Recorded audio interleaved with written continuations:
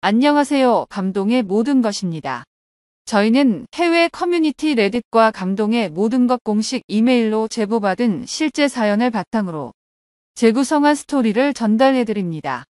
구독과 좋아요, 알림 설정은 영상 제작에 큰 힘이 됩니다. 영상 수익은 독거노인 및 불우이웃에게 전액 기부되니 끝까지 시청 부탁드립니다.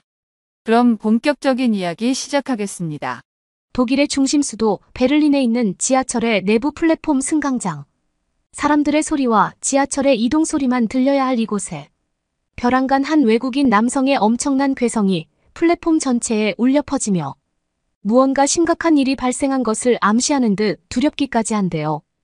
베를린 지하철의 역무원은 그러한 비명을 따라 남자를 찾게 되었지만 이미 해당 남성은 지하철과 승강장 사이에 몸이 빠져버려 이러지도 저러지도 못하는 충격적인 상황이 시작되고 있었습니다. 역무원은 급작스러운 상황에 공황 상태에 빠져버린 채 주위 사람들을 찾기 시작했지만 바로 직전 승강장의 인원들은 전부 떠나버렸기에 근처의 사람들은 전혀 보이지 않는데요. 그런데 바로 그 순간 한 한국인 남성이 I'm Korean이라는 단어를 외치며 기관사의 운전석 쪽으로 달려가 절대 출발하지 말라는 경고를 남긴 뒤 자신의 휴대폰을 이용해 몸이 끼어버린 외국인 남성을 촬영하고 어딘가로 급하게 전화를 거는데요. 1초가 급박한 순간 너무나 당황한 채 그저 상황을 지켜보고 있던 베를린 지하철의 역무원은 곧 자신의 눈앞에 펼쳐진 상황에 갑자기 엄청난 눈물을 흘리며 한국인 남성의 바지를 붙잡고 기도를 하는 듯한 모습을 보이고 있습니다. 과연 지하철의 몸의 절반이 끼어버린 독일 남성과 곧이어 달려온 한국인 남성에게는 무슨 일이 있었던 것일까요? 안녕하세요.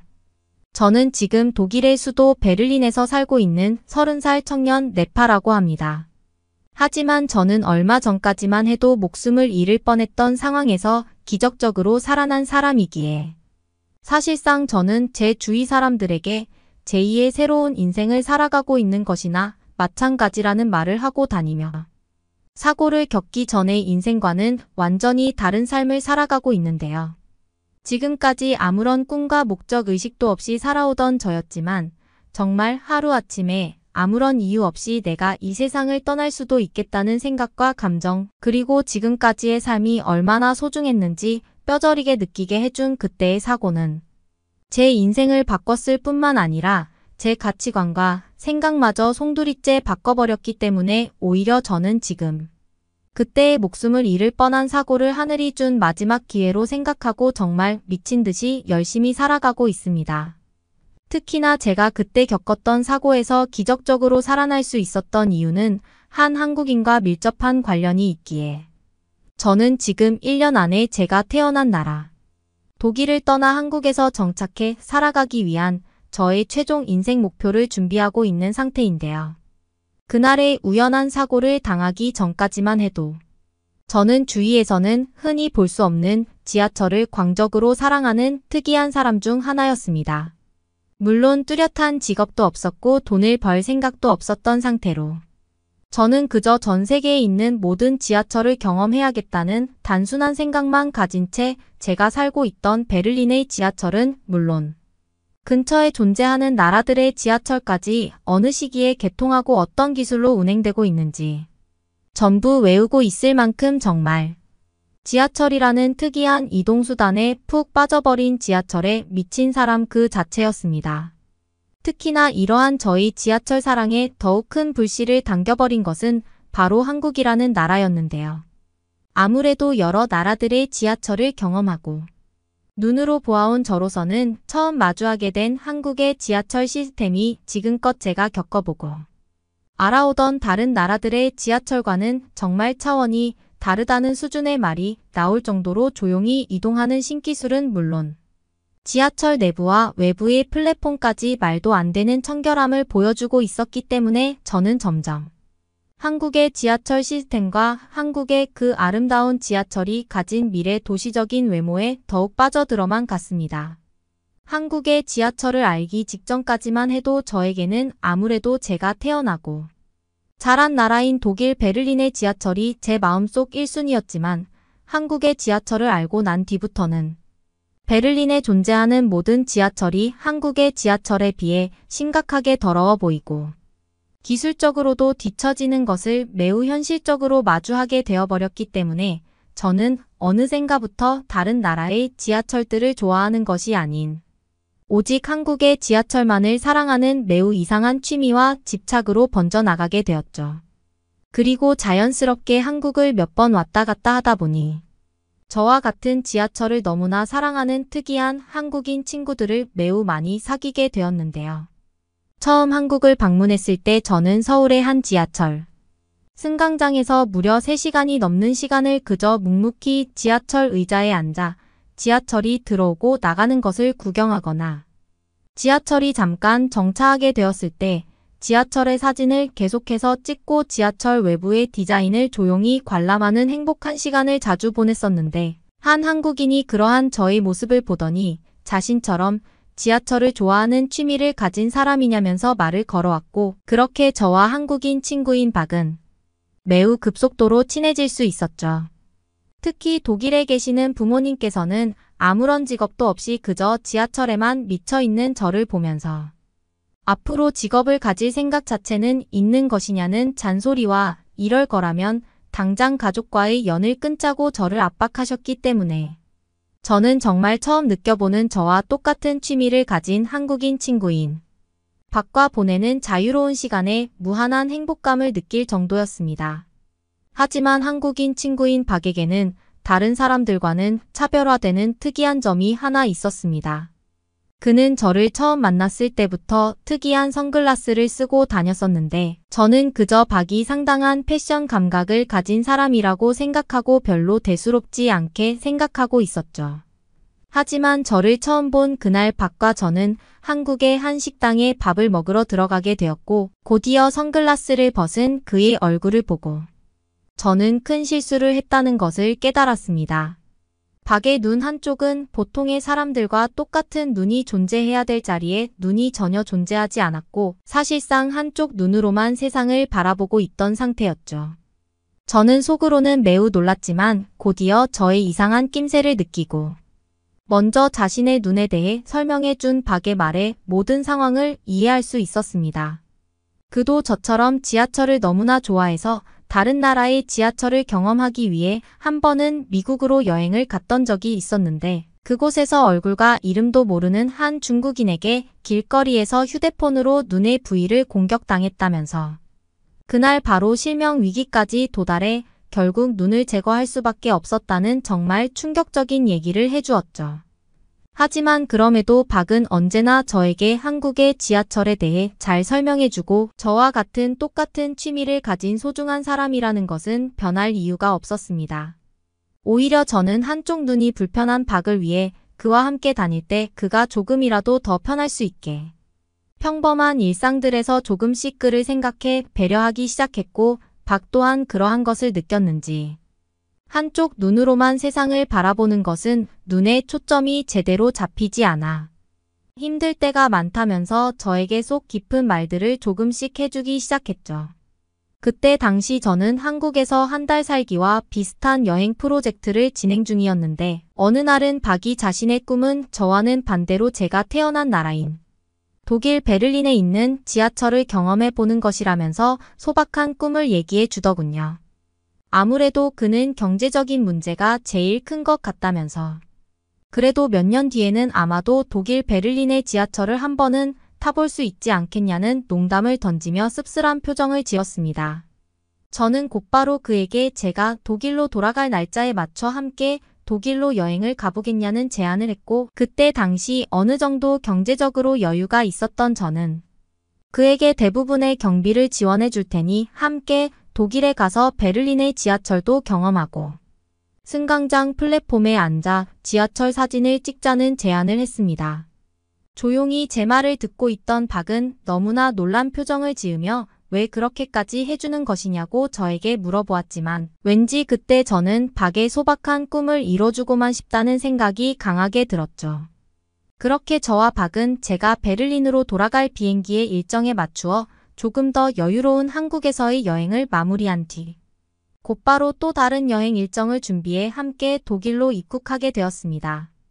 박은 처음 떠나보는 독일 여행에 정말 어린아이와 같은 순수한 모습을 보여주었기에 저 또한 그러한 박의 모습에 K한국의 지하철을 여행하는 저를 도와주었던 것처럼 독일에 도착해서 박의 지하철 관광 여행이 행복할 수 있게 잘 마무리해야겠다는 굳은 의지마저 생기더군요.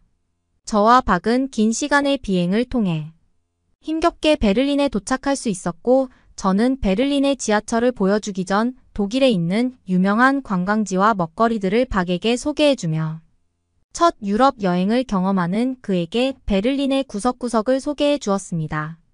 그리고 그 다음 날 저와 박은 베를린의 한 지하철 승강장에 도착하게 되었고 언제나 그랬듯이 승강장 의자에 앉아 들어오는 지하철을 구경하거나 간단한 먹거리들을 먹으며 매우 흥미로운 시간을 보내고 있었죠. 저는 박에게 한국하고는 아주 다른 베를린의 더러운 지하철을 보니 어떠냐고 물어보았지만 박은 그저 나라의 차이일 뿐 지하철의 운행은 똑같다며 재밌는 농담을 하더군요. 그렇게 저는 박과 함께 베를린의 지하철에 탑승하기 위해 지하철을 기다렸고 곧이어 플랫폼에 들어온 지하철에 올라타려던 찰나 저의 인생을 완전히 뒤바꾸는 사고가 발생하게 되었습니다. 베를린의 지하철은 대부분 엄청나게 낡아 있는데 저는 그러한 점을 순간적으로 잊어버린 채로 지하철과 승강장 사이의 끝부분에 발을 디뎠고 곧 무언가 부서지는 듯한 소리와 함께 발을 디딘 지하철 바닥이 파손되면서 제 몸에 받은 승강장과 지하철 사이에 완전히 빠져버리고 말았습니다. 단 10초도 되지 않는 사이에 벌어진 정말 충격적인 사고였기에 저는 순간적으로 호흡이 되지 않는 듯한 공포감을 느꼈고 바로 직전까지 내가 무엇을 하고 있었는지 아무것도 기억나지 않으며 심각한 공황 상태가 시작되고 있었죠. 다행스럽게도 그때 당시 어느 정도 두꺼운 옷을 입고 있었기에 몸의 부상은 심각하지 않은 듯 했으나 그 좁은 틈에 갇혀버린 듯한 공포감은 말로 표현이 되지 않을 정도였습니다. 그런데 바로 그 순간 제 눈앞에 보여야 할 박이 보이지 않더군요. 이때의 상황까지 1분도 되지 않는 시간이 흘러간 것처럼 느껴지고 있던 순간 갑자기 다시 제 눈앞에 박이 나타나더니 자신이 한국인인데 지금 당장 도움이 필요하다는 고함을 영어로 플랫폼 전체에 소리치기 시작하면서 사람들을 모으기 시작하더군요. 박은 저를 보면서 계속 괜찮다는 말을 해주었고 일단 지하철의 운행은 멈추어 놓았으니 더 이상의 돌발 상황은 나타나지 않을 것이라는 말과 함께 자신에게 방법이 있으니 믿고 포기하지 말아달라는 정말 용기 있는 말을 해주었습니다. 그리고 그 순간 지하철 플랫폼 전체의 내부 방송으로 저와 박이 타려던 지하철에 지하철 내부의 모든 사람들은 모여달라는 방송마저 나오더군요. 박은 자신의 휴대폰을 이용해 베를린 지하철 플랫폼 내부 신고소의 상황을 알린 상태라고 말했고 곧이어 사람들이 오면 저의 몸이 갇혀버린 지하철을 직접 들어올려 저를 구할 것이라는 놀랍고도 충격적인 말을 해주었습니다.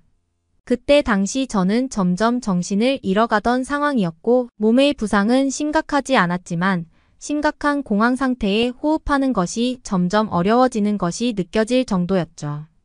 방송이 종료되고도 박은 자신이 한국인인데 이곳에 도움이 필요한 사람이 있다며 지하철 전체를 뛰어다니며 사람들을 모았고 약 5분 뒤 정말 엄청난 수의 사람들이 멈춰버린 지하철 앞에 모이게 되었습니다.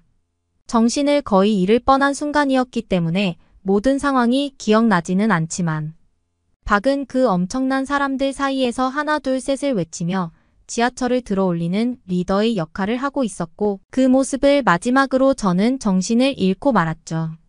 그리고 마지막 기억에서 눈을 떴을 때 저는 베를린의 한 병원에서 눈을 뜨게 되었고 저의 옆에는 독일에 있던 저희 부모님과 박이 등을 벽에 기댄 채 모두가 잠을 자고 있더군요. 다행스럽게도 몸에는 큰 부상이 없다는 것이 저 자신도 느껴질 정도였고 가슴 쪽의 근육에만 통증이 어느 정도 있었기에 하늘이 도왔다는 말이 절로 나왔습니다. 저의 인기척을 느낀 박과 부모님은 저에게 운이 매우 좋았다면서 곧바로 의사를 데려왔고 의사분은 지하철이 들어올려지면서 제 몸이 빠져나왔는데 그 순간 하체와 상체로 분리되어 있던 혈액순환이 한 번에 진행되어 그러한 여파로 기절을 했던 것이라며 몸과 내부 장기에는 큰 부상이 없으니 안심하라는 말을 해주더군요. 저는 박에게 다시 한번 사고 상황을 자세히 들을 수 있었고 전혀 처음 겪어보는 타국에서 용기 있게 사람들을 모아 지하철을 들어 올려준 박의 모습에 눈물을 흘리며 오열할 수밖에 없었습니다. 그저 고맙다는 말밖에는 제가 할 수 있는 것이 없었고 부모님께서도 박의 손을 잡고 너무나 고맙다는 말을 하며 저와 함께 울음을 터뜨리셨죠. 그리고 박은 제가 병원에 입원하는 약 한 달여의 기간 동안 저를 끝까지 기다려 주었고 제 부모님의 안부까지 챙겨주면서 저와는 둘도 없는 목숨을 살려준 친구로 성장할 수 있었습니다. 몸은 빠르게 회복되어서 퇴원하는 날 박과 저는 함께 제가 사고를 당했던 지하철 승강장으로 돌아와 그때의 상황을 떠올리며 천천히 플랫폼을 걸어 다녔습니다. 안타깝게도 제가 빠졌었던 구멍은 아직도 수리되어 있지 않았고 저는 그 모습을 보면서 역시 한국과 유럽은 너무나 다른 도시 인프라 시스템을 가지고 있다는 것을 또 한 번 느낄 수 있었죠. 그렇게 박은 그날 저와의 악수를 마지막으로 다시 한국으로 돌아가게 되었습니다. 한국으로 돌아가기 전 저는 박에게 정말 목숨을 살려주어서 고맙다는 말과 함께 또 한 번 울음을 터뜨릴 수밖에 없었습니다. 그리고 약 6개월 정도의 시간이 지난 지금 박은 아직도 종종 저와 영상통화로 안부를 주고받으며 둘도 없는 친구로 잘 지내고 있습니다. 하지만 저에게는 새로운 꿈이 생기게 되었죠. 혹시나 저와 같은 사람이 또 한 번 생기게 될까 봐 저는 그때의 박이 보여주었던 용기 있는 리더의 모습을 보고 베를린의 지하철 관리직으로 취직하기 위한 준비를 하고 있습니다. 박과 같은 한국인이 독일에 있을 확률은 거의 없기 때문에 제2의 인생을 사는 저라도 저와 같은 피해자가 나오지 않게 하기 위해 그때의 영향을 받아 새로운 꿈을 가지게 되었죠.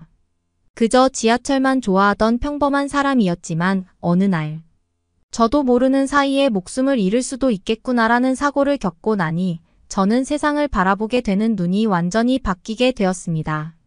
이러한 저의 모습을 보시던 부모님께서도 오히려 제가 아닌 박에게 고맙다는 말씀을 하시면서 박이 없었다면 그날 제가 살아나지도 못했을 뿐더러 새로운 꿈도 가지지 않았을 것이라며 아직도 저를 공격하고 계십니다.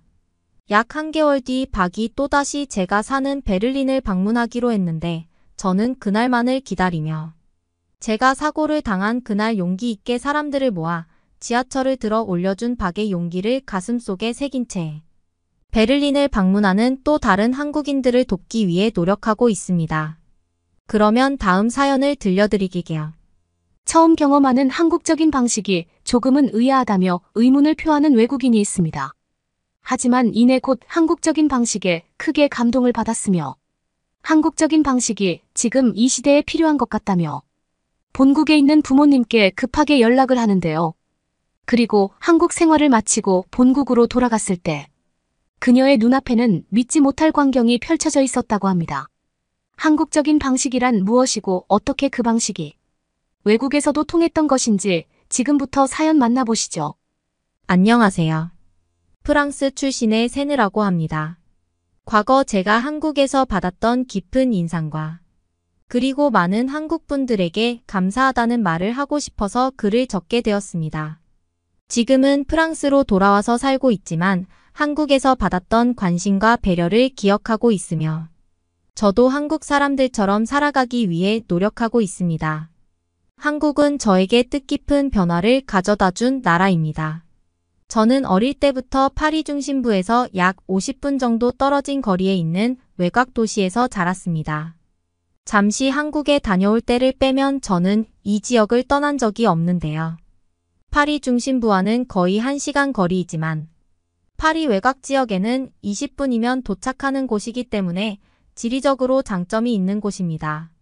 파리 시내와 접해 있지는 않지만 덕분에 집값이 저렴해서 파리 시내처럼 따닥따닥 붙은 좁은 집에 살 필요도 없고 조금은 여유로운 공간을 누리며 살 수 있는 곳입니다. 부모님은 이 지역에 직접 집을 건축하기도 했고 세입자를 들릴 만한 2개의 호실도 별도로 건축했습니다. 브레스트에 있는 저희 집에는 저희 가족 및 2가구의 세입자들이 살고 있는 형태였습니다. 부끄러운 이야기이지만 프랑스에 살 때는 세입자들에 대한 배려가 매우 부족했던 것 같습니다. 이 지역이 파리 공항까지 대중교통으로 20분, 각종 관광지로부터도 대중교통으로 한 번에 갈 수 있는 장점 때문에 외국인 노동자들이 세입자로 들어오고는 했는데요. 프랑스에 있을 때는 몰랐지만 제가 한국에 다녀와 보고 한국에서 세입자의 입장에서 거주를 하다 보니 그동안 저희 집에서 세입자들에 대한 대처가 매우 미흡했다고 생각이 들었습니다. 한국에서 정말 많은 것들을 배워온 것이죠. 조금 더 자세한 이야기를 시작해 볼까 합니다. 비록 파리 외곽에 있는 마을이었지만 그래도 학교는 파리로 꾸준히 다녔고 파리는 프랑스 문화의 중심지답게 다양한 것들을 접할 수 있는 기회가 많았습니다.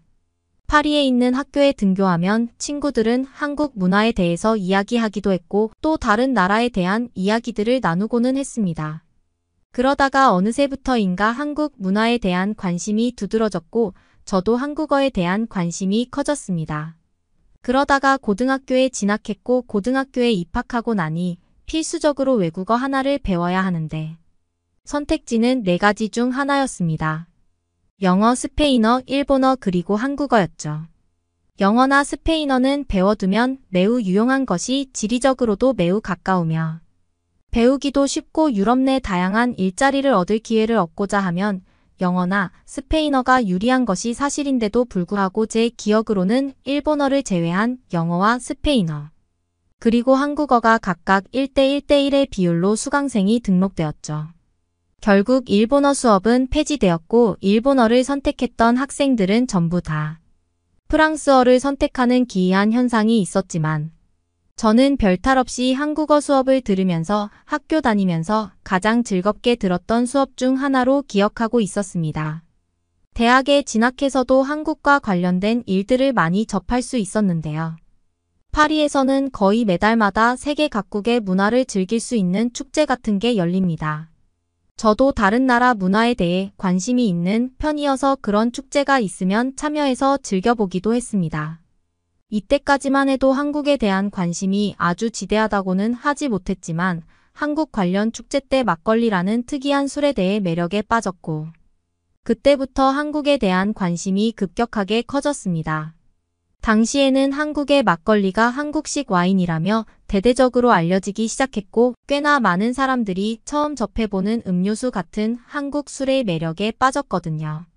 저도 그 유행에 맞춰 막걸리에 빠졌죠.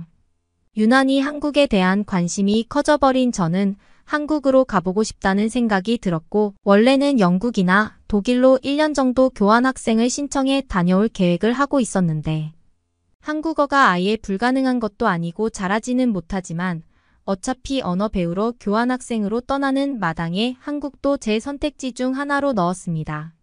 고심 끝에 한국으로 가는 것으로 결정했고 한국어 공부를 비롯해 한국과 관련한 공부를 마치고 한국으로 교환학생을 떠날 수 있었습니다. 서울 한가운데 있는 대학에 진학한 것은 아니고 공항과 가까운 송도라는 지역에 있는 대학 캠퍼스에서 공부할 수 있었습니다. 당연히 기숙사를 이용할 생각이 있었는데 경험이 있는 모든 사람들이 대학 기숙사를 추천하지 않았습니다. 오히려 절대로 들어가면 안 되는 곳이라는 이야기를 들었습니다. 한국의 기숙사는 프랑스의 기숙사보다 철저하게 관리하는데 마치 고등학생을 관리하는 것처럼 엄격한 편이다. 아마 답답해서 죽고 싶을 걸 이라는 후기들이 엄청나게 많았죠. 심지어 어떤 프랑스인은 한국 대학의 기숙사는 공산주의와 같다. 한국 안의 작은 북한이라는 이야기를 할 정도로 악명 높았기 때문에 저는 절대로 기숙사에 들어가지 않겠다고 마음먹었습니다. 한국 기숙사는 통금 시간 점호, 외박 시 외출증, 상벌점 제도, 기숙사 식당 이용 의무 등이 있다고 했습니다. 아무리 생각해봐도 이건 공산주의가 맞아요. 한국이 고쳐야 할 점입니다. 그래서 당연히 제가 살만한 작은 방을 구하기로 마음먹었습니다. 한국에 도착했고 가장 먼저 한 일이 제가 지낼 곳을 구하는 일이었습니다. 그리고 부동산이라고 적혀있는 작은 사무실 중 한 곳을 골라서 들어갔습니다. 그리고 한국의 중개업자들은 상당히 전문적이었으며 저에게 맞는 적당한 집들을 추천해주기 시작했어요. 위치 및 사진을 보여주고 원하면 직접 방문까지 해서 보여줄 수 있다는 이야기를 해주었습니다. 그리고 송도라는 이 도시가 오래되지 않았다고 했는데 깨끗한 집들이 대부분이었습니다. 낡은 집은 애초에 구경할 수가 없었어요. 그리고 모든 집들은 높은 빌딩처럼 세워진 모습이어서 마치 미국의 뉴욕과도 비슷하다는 생각이 들었습니다. 뉴욕은 물론 오래된 건물들이 많이 섞여 있고 이곳은 그렇지 않아서 약간은 달랐지만 고층 빌딩 숲으로 이루어진 이곳이 너무 마음에 들기 시작했습니다. 저는 집을 구했고 12층 방 한 칸짜리 원룸에 입주하게 되었습니다. 오피스텔이라고 불리는 이 건물은 너무 깨끗했고 지내기에 쾌적했습니다. 그렇게 저희 한국 생활이 시작되었습니다. 학교에 다니며 수업도 듣고 많은 친구들을 사귀고 한국의 문화에 대해서 알게 되었죠.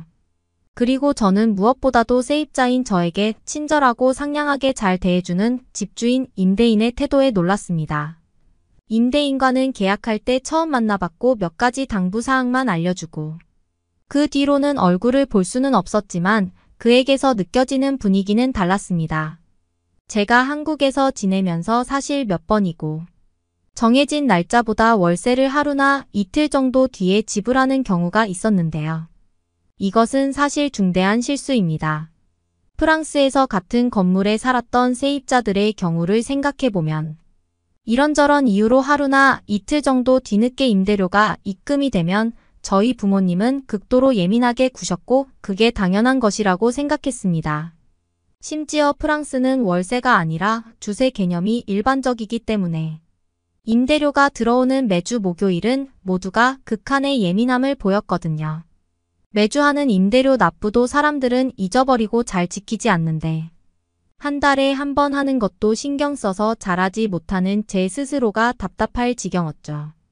돈을 받는 임대인의 입장에서 말없이 하루나 이틀 정도 늦게 입금을 받았으니 얼마나 신경이 쓰이고 예민해져 있을지 안 봐도 뻔했죠. 이런 실수가 여러 차례 이어지자 저는 안 되겠다고 마음먹고 제가 계약했던 부동산에 찾아가서 부동산 사장님의 도움으로 임대인에게 사과의 메시지를 전하려고 했습니다. 부동산 사장님은 웃으시며 그렇게까지 예민하게 하지 않아도 이해해 주시지 않을까요? 외국에서 온 손님이고 학생인데 그렇게까지 엄격하게 하실 것 같지 않은데라며 제 예상과는 다른 방식으로 나오셨거든요. 제 생각에는 부동산 사장님도 이건 큰일이 맞고 정식으로 사과할 수 있도록 한국에서 흔히 통용되는 사과문의 양식을 알려주실 줄 알았어요. 하지만 그런 분위기가 아니었죠. 부동산 사장님은 난처해하는 제 표정을 보시더니 직접 그 임대인에게 전화를 걸었고 가벼운 인사를 시작으로 전화통화는 내내 웃으면서 전화를 마치고 끊었습니다. 부동산 사장님은 그 집의 임대인이 하루 이틀 늦은 걸로 학생에게 뭐라고 하고 싶지도 않고 그래도 지금까지 매월 빠지지 않고 잘 내주었으니 고맙다는 이야기를 했다는 거예요. 부끄럽게도 하루만 늦어도 불같이 화를 내고 예민하게 굴었던 저희 부모님과는 완벽하게 다른 모습이었습니다. 사실 프랑스 집의 세입자들도 외국인이고 그들은 자신의 일에 몰두하느라 매주 임대료 납부를 챙기는 것도 쉽지 않았을 수 있고 단순히 저처럼 실수로 입금을 안 할 수도 있는 상황인데 제가 만난 한국의 임대인은 아주 많이 관대했습니다. 너무 감사했고 저는 임대인을 잘 만난 것에 대해서 자랑거리라고 생각하고 다양한 나라에서 온 친구들에게 자랑을 했습니다. 그런데 제 상황은 그다지 특별한 것이 아니었어요. 다들 학생들이고 꼼꼼하게 챙기지 못하다 보니 저처럼 이런 실수를 하는 친구들은 꽤나 많았고 다들 모두들 처음에는 큰일 난 것으로 생각하고 전전긍긍하고 있었는데 다들 이렇게 별일 아닌 것처럼 넘어갔고 모두들 자신에게 집을 빌려준 임대인들에게 감사하다는 생각을 가지고 있다는 사실을 알았습니다. 물론 어떤 사람은 하루나 이틀만 밀려도 예민하게 생각하고 화를 내는 사람도 있겠지만 제 주변 사람들의 이야기를 들어보면 최소한 그런 사람은 없었습니다. 그리고 저는 또 한 번의 감동을 받았는데요. 한국에는 연중 최대 명절이 2번이 있습니다. 한국인들에게는 축제이고 기분 좋은 날이겠지만 외국인들에게는 다소 어렵고 외로운 날인데요.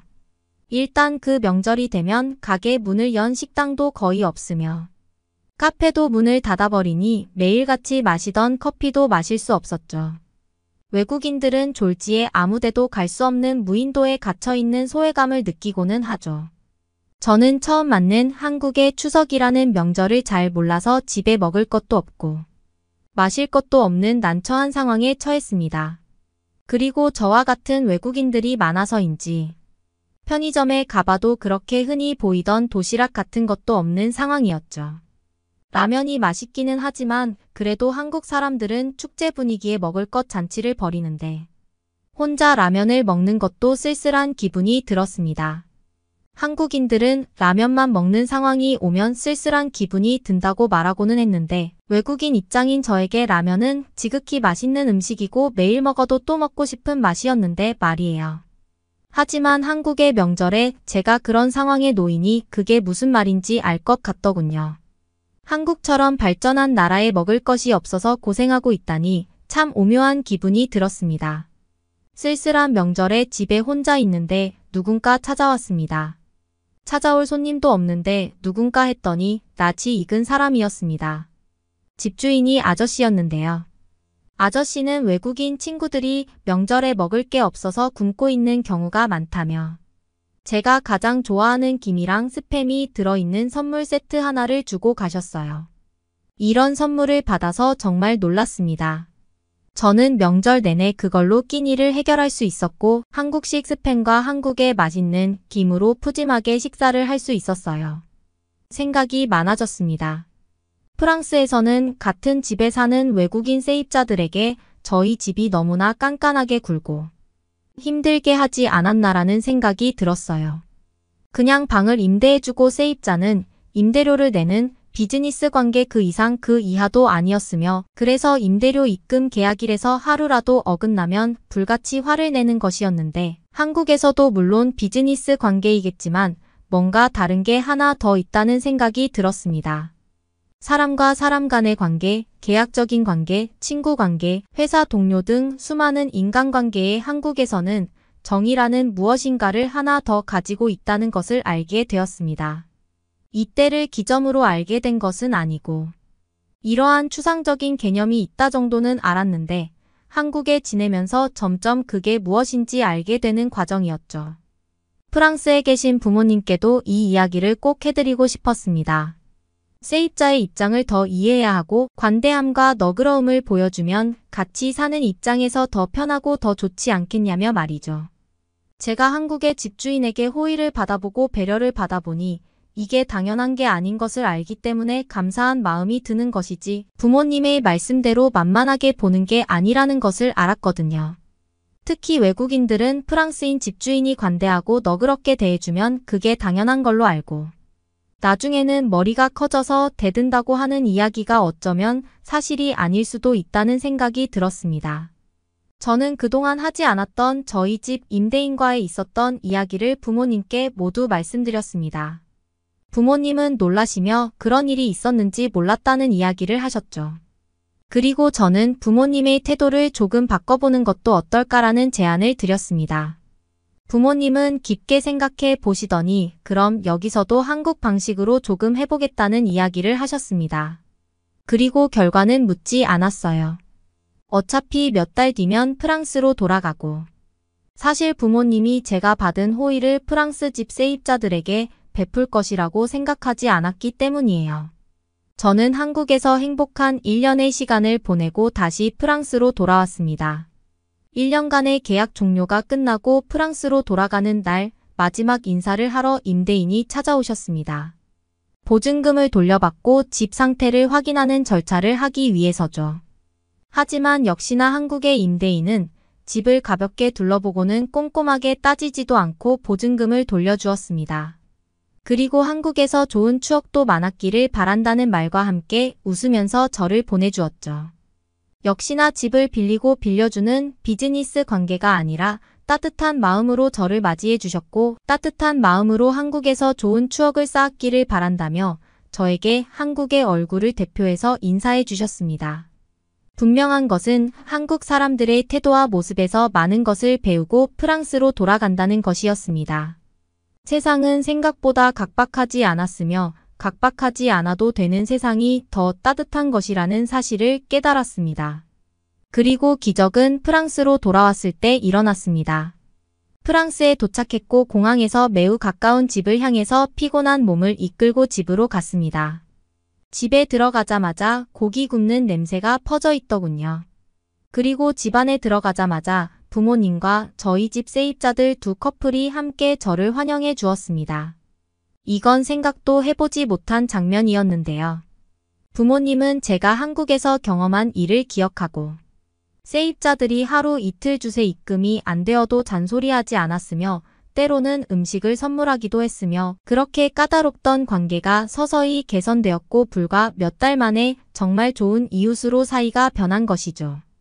저는 깊게 감동했고 약간의 눈물을 흘렸습니다. 모두들 제가 힘든 한국 생활 끝에 포근한 집으로 돌아와서 흘렸던 눈물로 생각했겠지만 저는 많은 감정이 섞인 눈물이었습니다. 너무 현대적인 생활에 익숙해 각박해지고 배려 없었던 저희 집에 사는 사람들이 이제는 서로를 걱정해주고 서로 배려하는 사이가 되었다니. 그리고 이런 변화는 제가 경험한 한국에서의 작은 배려들 덕분입니다. 갈등만 있던 저희 집 계약 기간이 끝날 때마다 세입자가 바뀌고 또 다시 지옥 같은 갈등이 시작되던 저희 집에 좋은 변화가 찾아왔습니다. 그리고 해결책을 제시해 준 것은 한국 방식의 인간관계였습니다. 이 정도면 제가 한국을 더 좋아하고 더 사랑할 만하지 않을까요? 그리고 저에게 큰 배려와 가르침을 주신 한국의 집주인 아저씨에게도 감사 말씀드리고 싶습니다. 당신 말대로 한국에서 좋은 추억을 많이 쌓고 왔으며 당신 덕분에 큰 배움을 얻었습니다. 그러면 다음 사연으로 넘어갈게요. 저 이제는 다시 뛸 수 없는 건가요? 같이 노력해 봅시다. 충분히 할 수 있어요. 죄송합니다. 죄송합니다. 정말 죄송합니다. 육상 선수가 꿈이었던 한 소녀가 있습니다. 의사 선생님은 할 수 있다고 용기를 북돋아주고 있습니다. 그리고 이 소녀도 재활의 의지가 불타오르죠. 누구보다 열심히 재활운동을 했던 이 소녀. 하지만 어느 날 소녀는 갑자기 죄송하다는 말만 반복할 뿐 더 이상 어떤 의지도 없어 보입니다. 이 소녀에게 무슨 일이 있던 것일까요? 오늘 사연 만나보시죠. 안녕하세요. 저는 한국에 대한 좋은 기억과 한국에 대한 사랑을 마음에 품고 있는 채스너라고 합니다. 저에게 평범한 외국 중 한 곳이었던 한국과의 인연이 맺어진 건 10여 년 전쯤 있었던 끔찍한 경험 때문인 것 같습니다. 불의의 사고로 다시는 걸을 수 없게 되었던 그런 이야기 말이죠. 하지만 지금은 너무나 평범하게 살고 있고 지하철도 마음껏 타고 버스도 일어서서 탈 수 있죠. 가끔은 빈자리가 보여도 일부러 그 자리에 앉지 않을 때도 있어요. 버스에 가만히 서서 손잡이를 잡고 제 다리가 이렇게 건사하게 된 것에 감사하고 당시 저를 도와주었던 수많은 한국 사람들 그리고 한국인 의사 선생님께 감사할 뿐이죠. 지난날 있었던 일을 회상해 볼까 합니다. 그때는 2008년이었습니다. 혹시 다들 기억하시나요? 그 올림픽에서 최고의 스타가 탄생했던 순간이요. 우사인 볼트가 남자 100m 세계 신기록을 달성하고 전 세계가 새로운 스타의 탄생에 환호를 하던 그날 말이죠. 당시에 저는 그 흥분된 중국의 현장에 있었습니다. 너무 운이 좋게 바로 앞에서 우사인 볼트가 뛰는 모습을 볼 수 있었죠. 정말 엄청나게 빨랐고 국적을 떠나 그 경기장의 모든 관중들은 우사인 볼트를 외치며 모두들 신나하고 있었죠. 그날 저녁에 스타가 탄생했고 경기장 밖을 나와서도 모든 사람들은 흥분의 도가니에 빠져 있었습니다. 그 전에 제가 왜 중국의 올림픽 현장에 있었는지 말씀드리지 않았군요. 잠시 말씀드려 보겠습니다. 저는 당시 19세의 꿈 많은 육상 선수였죠. 사실 이 나이대쯤 되면 두각을 나타낼 선수들은 이미 두각을 나타내 촉망받는 스타로 발돋움하곤 합니다. 하지만 제가 유명하지 않았다는 것은 흔히들 말하는 곧 없어질 그런 선수라는 이야기죠. 저도 제가 재능이 뛰어나지 않다는 것을 알고 있었고 어릴 때부터 육상 트랙에서 뛰는 것을 너무 좋아했고 트랙에서 뛰면 모든 잡념이 사라지는 그런 행복한 것들 때문에 뛰어난 선수가 되지는 못해도 육상 트랙에 남아 육상 코치나 트레이너 강사 일을 하며 육상 트랙에서 멀어지지 않게 노력하고 있었습니다. 대학교도 체육교육학과로 전공을 선택해 진학했습니다. 그러면서 미국에서 열리는 각종 육상 대회에 참여하곤 했지만 사실 미래에 좋은 코치가 되기 위해 체육학을 공부하고 기본기를 공부하는 그런 꿈 많은 학생이었죠. 마침 2008년 베이징 올림픽이 열렸습니다. 2007년부터 우사인 볼트가 올림픽에서 신기록을 세울 것이라는 예상이 넘쳐났습니다. 당연히 올림픽에 가서 스타가 탄생하는 순간을 보고 싶었죠. 마침 저희 이모가 한국의 인천 송도에서 자리를 잡고 계셨기 때문에 올림픽이 열리기 전 한국에 가서 한 달 정도 이모와 지내며 한국 관광도 하고 그러다가 올림픽 개막에 맞춰 중국으로 갔었던 것입니다. 매일같이 베이징 국립경기장에 티켓을 사서 모든 육상 경기를 다 관람하고 폐막식까지 보고 오는 그런 보름간의 일정이었죠. 그렇게 저는 우사인 볼트가 스타가 되는 현장 바로 앞에 있게 되었던 것입니다. 그렇게 남자 100m 결승 경기가 끝나고 그날의 경기가 마무리되었죠. 경기장 밖을 빠져나와 숙소로 걸어가고 있었습니다. 당시 거의 모든 교차로의 공안들이 서서 교통 통제를 하고 있었고 중국에서 신호등은 그저 장식이라던 이모의 충고를 듣고 오긴 했지만 올림픽 기간에는 그런 말들이 무색하게 교통질서도 잘 지켜지고 있었습니다. 그래서 저도 신호등을 보고 신호에 맞춰 교차로를 건너곤 했습니다. 그날은 왠지 흥분되는 마음에 버스를 타지 않고 숙소가 있는 곳까지 천천히 뛰어가기로 마음먹었습니다. 그가 그렇게 열심히 달리던 모습이 눈앞에 아직도 선명하고 나도 달리고 싶다는 충동이 밀려왔죠. 그렇게 10km가 넘는 거리를 꽤나 빠른 속도로 뛰어가기 시작했습니다.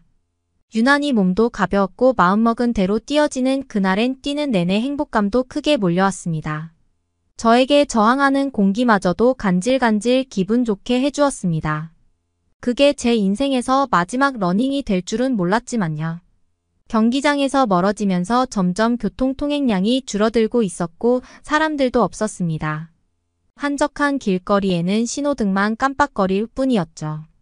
저는 신호등에 맞춰 뛰었다 멈췄다를 반복하며 그렇게 숙소로 향하고 있었습니다. 숙소에 다와갈 때쯤 신호등 초록불이 눈앞에서 깜빡이고 있었고 저는 그 신호를 충분히 건널 수 있다고 생각했습니다. 주변에 차도 없는 것 같았고요. 그 신호를 받기 위해 속도를 좀 냈죠. 그리고 신호가 꺼지기 전에 거의 교차로를 다 건넌 상태였습니다. 갑자기 부항 소리와 함께 어떤 차가 빠른 속도로 우회전을 했습니다. 저는 깜짝 놀라서 그쪽을 바라봤지만 어느새 저는 새처럼 날고 있었습니다. 그 차에 치여 공중으로 뜬 것이죠. 그 순간에 제 인생이 전부 지나가더군요. 당연히 죽음을 직감했습니다. 그럼에도 불구하고 짧은 순간에 많은 생각이 들었는데 솔직히 기분 좋은 감정이 들었다고 해야 하나요? 사람이 죽기 전에 머리에서 강하게 엔돌핀을 분출한다고 하는데 그런 현상이 저에게도 일어났던 것이죠. 19세밖에 되지 않았지만 그래도 잘 살다 간다는 생각이 들었습니다. 하지만 마지막 바닥에 떨어지기 직전 우사인 볼트가 뛰어가는 그 장면이 떠오르더군요. 경기장에서 그 장면을 보며 제 꿈을 위해 다시 마음을 다잡는 감정도 들긴 했는데 그런 감정이 다시 몰려오면서 무조건 살아야겠다는 생각이 들었습니다. 본능적으로 팔로 머리를 감싸고 그대로 바닥에 떨어졌죠. 머리는 괜찮았지만 팔다리가 멀쩡할 리가 없었죠. 그리고 그 차는 저를 치고 그대로 도망가 버리고 말죠. 저는 10분 넘게 그 자리에 누워 있었고 결국 누군가의 신고로 응급차에 실려 병원으로 가게 되었습니다. 그나마 왼팔은 멀쩡해서 병원으로 가는 길에 이모에게 전화를 걸었습니다. 지금 교통사고를 당해 병원으로 실려가고 있다고 전했죠. 이모는 바로 베이징으로 달려오셨고 저는 그동안 응급수술을 받았습니다. 이틀 정도 의식이 없다가 깨어났습니다. 이모는 이모부와 함께 도착해 계셨고 이모는 제가 정신이 들자마자 휠체어에 태워서 한국으로 가자며 빠르게 퇴원 수속을 진행하셨죠. 강한 진통제에 취해 거의 정신이 없던 저는 무슨 일이 일어나는지도 잘 몰랐습니다. 정신을 차려보니 한국행 비행기였죠. 이것마저도 주변이 소란스러워서 정신을 차렸던 것입니다. 비행기가 한국에 착륙했고 한국 사람들과 중국 사람들이 서로 말싸움하는 장면이 보였습니다. 내용은 이러했죠. 비행기가 착륙하고 비행기가 멈춘 후 문이 열리기까지 어느 정도 시간이 필요한데 그 사이에 많은 한국 분들이 딱 봐도 심각해 보이는 저를 배려해주고 싶어서 저를 제일 앞으로 보내 그 비행기에서 1등으로 내릴 수 있게 해주려고 하고 있었습니다. 그 과정에서 비켜달라며 양해를 구하는 말들과 어서 비켜주자는 그런 소란스러운 분위기였죠. 하지만 마지막에 비즈니스석에 앉아있던 중국인들은 자기들이 비즈니스석 승객이고 첫 번째로 내려야 한다며 왜 이코노미석 승객이 먼저 내려야 하는 거냐고 이기적인 모습을 보였죠. 그래서 저에게 양보를 해주지 않고 있던 그런 상황이었죠. 수많은 승객들의 그들의 행동을 질타했고 결국 한국인 승무원들이 강제로 그들을 비키게 한 뒤 결국에 제가 가장 앞에 서게 되었습니다. 문이 열리자마자 대기하고 있던 휠체어에 탔습니다. 공항의 직원들이 정말 빠르게 휠체어를 끌어 바로 공항을 빠져나와 한국의 응급차로 옮겨 탔습니다. 정신없는 와중이었지만 그들의 신속한 움직임과 땀까지 흘려가며 제 휠체어를 끌어주신 한국인 남자 직원분의 젖은 이마가 기억납니다. 그렇게 사이렌 소리와 함께 한참을 이동했습니다. 그리고 어느 병원에 들어가는 것까지 기억하고서는 저는 또 수술을 받고 며칠 뒤에 정신을 차렸죠. 중국 병원에서 눈을 떴을 때처럼 이모가 계셨는데 이번에는 옆에 부모님까지 계시더군요. 중국에서 이모의 표정은 매우 굳어 있었지만 한국에서 본 이모의 표정은 안도하는 표정이셨습니다. 물론 부모님은 울고 계셨지만 말이죠. 나중에 들은 이야기로는 이모는 수술을 진행한 중국인 의사와 상담을 하게 되었는데 중국인 의사와 소통이 힘들다는 생각을 하셨다고 하셨습니다. 이모의 직업은 약사이고 제약회사에서 연구원으로 근무 중이시죠? 그런 이모도 중국인 의사와는 소통이 힘들다고 생각이 드셨다고 합니다. 거의 모든 의학 용어가 중국식으로 번역돼서 이모와 의사소통이 불가능했습니다. 이모가 보기에 일단 수술을 잘한 것 같지도 않고 육상 선수라는 걸 감안해서 수술을 해야 하는데 그런 것 같지도 않았다는 판단이 들었다고 하시더군요. 그래서 바로 퇴원을 준비했고 한국 병원에 이미 제 상황과 상태에 대해서 설명을 해놓으신 상태였죠. 이모가 근무하는 제약회사에서 제가 한국에 도착하자마자 바로 수술받을 수 있게 도움도 주셨고요. 이모의 모든 인맥이 동원되었던 그런 작전이었죠. 그렇게 한국으로 오게 된 것이고 인천공항 측에도 이런 저희 상황을 잘 설명하셨고 그렇게 신속하게 수많은 한국 사람들이 저를 위해 노력을 해주신 것이죠. 그리고 한국 병원에서는 중국에서 제가 수술받았던 자료와 엑스레이 사진, CT 사진 등 제 상황에 대해서 미리 다 알고 계셨고 수술 방향까지 어느 정도 윤곽을 잡아놓은 상태였다고 합니다. 그렇게 제 수술을 받았고 다행히 중국에서 엉망으로 수술을 해놓지는 않았지만 육상 선수임을 감안해서 일정 부분은 수술 없이 재활을 하는 방향을 취했어야 했는데 그렇게 해놓지는 않았다고 하더군요. 네, 맞습니다. 저는 그날로 제 육상 선수 인생은 막을 내리게 되었죠. 그래서 그날이 제가 마지막으로 달리던 날이 되었던 것이죠. 이모는 그래서 중국에서는 표정이 어두우셨고 한국에서는 어느 정도 다시 운동을 해도 될 정도로 제 수술이 잘 되어서 웃고 계셨던 것이죠. 한국에서 몇 달간 재활 치료를 했습니다. 매일같이 땀으로 온몸이 젖을 정도로 재활을 열심히 했습니다. 그리고 미국으로 돌아와서 마찬가지로 굉장히 열심히 재활 운동을 했고요. 종종 한국에서 저를 도와주셨던 분들이 응원의 편지를 보내주셔서 포기하고 싶어도 내가 여기서 포기하면 그들의 노력도 포기하는 거라는 생각에 눈물까지 흘리며 이 악물고 재활 운동을 했습니다. 하지만 안타깝게 이제는 빠르게 달릴 수 없는 몸 상태가 되었습니다. 정말 열심히 재활 운동을 했음에도 불구하고 더 이상 육상 트랙에 남아있을 수 없었습니다. 이 사실을 인정하기까지 시간이 걸리긴 했지만 제가 스스로를 내려놓고 육상 트랙을 포기한 날 서러운 감정에 육상 트랙 위에 엎드려 눈물을 흘렸죠. 코치님도 제가 일어나기까지 한참을 옆에서 보고 계셨습니다. 오랜 시간 그 트랙에 엎드려서 울었던 데는 또 다른 이유도 있습니다. 마음 한켠에는 저를 위해서 애써주신 수많은 한국분들에게 죄송한 마음이 있었기 때문이죠.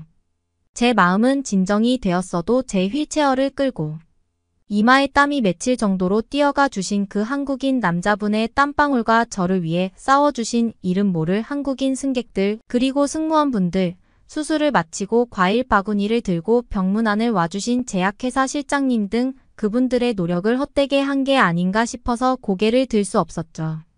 그렇게 시간이 지나고 지금은 육상 트랙이 아닌 수영장이 제 삶의 무대가 되었습니다.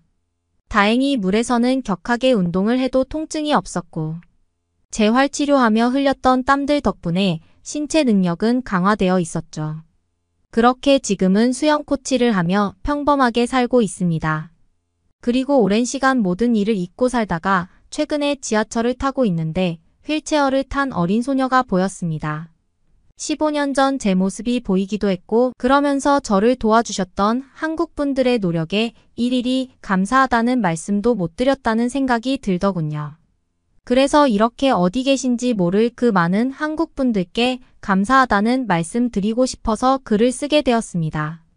그리고 한때 꿈을 이뤄 좌절했던 제가 이렇게 마음의 상처를 잊고 평범하게 살아가고 있다는 말씀도 전하면서 지금 좌절하고 있는 수많은 사람들에게 귀감이 되어 드리고 싶다는 생각도 있었고요.